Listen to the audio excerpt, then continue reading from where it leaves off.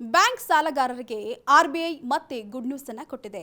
ಬಡ್ಡಿ ದರ ಮತ್ತಷ್ಟು ಇಳಿಕೆ ಮಾಡುವಂತಹ ಕುರಿತು ಚರ್ಚೆ ನಡೀತಾ ಇದ್ದು, ಈ ಕುರಿತಾಗಿ ಆರ್ಬಿಐ ಗವರ್ನರ್ ಸುಳಿವನ್ನ ಕೊಟ್ಟಿದ್ದಾರೆ. ಹೌದು, ಹಣದುಬ್ಬರದ ದರ ಬ್ಯಾಂಕ್ ನಿರೀಕ್ಷೆಗಿಂತ ಕಡಿಮೆಯಾದರೆ ಇನ್ನಷ್ಟು ಬಡ್ಡಿ ದರವನ್ನ ಕಡಿಮೆ ಮಾಡುವಂತಹ ಅವಕಾಶ ಇದೆಯಂತೆ.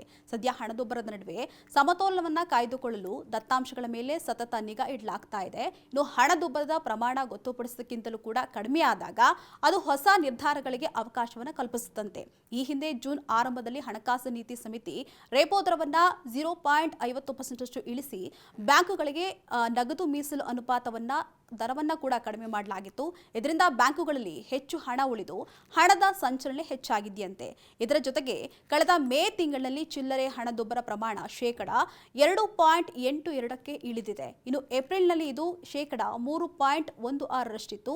ಈಗಿನ ಹಣದುಬ್ಬರ 6 ವರ್ಷಗಳಲ್ಲೇ ಕನಿಷ್ಠ ಅಂತ ಹೇಳಿದ್ರೆ ಆರ್ಬಿಐ ಹಣದುಬ್ಬರದ ಪ್ರಮಾಣ ಶೇಕಡ 4%ಗಿಂತ ಕಡಿಮೆ ಇದ್ರೆ ಬಡ್ಡಿಯ ದರ ಇಳಿಕೆಯ ಕುರಿತು ಆರ್ಬಿಐ ಚಿಂತನೆಯನ್ನು ನಡೆಸ್ತಾ ಇದೆಯಂತೆ. ಇನ್ನು ಈ ಸದ್ಯದ ಪರಿಸ್ಥಿತಿಯಲ್ಲಿ ಹಣದುಬ್ಬರ ಮತ್ತಷ್ಟು ಕುಸಿಯುವಂತಹ ನಿರೀಕ್ಷೆ ಇದೆಯಂತೆ.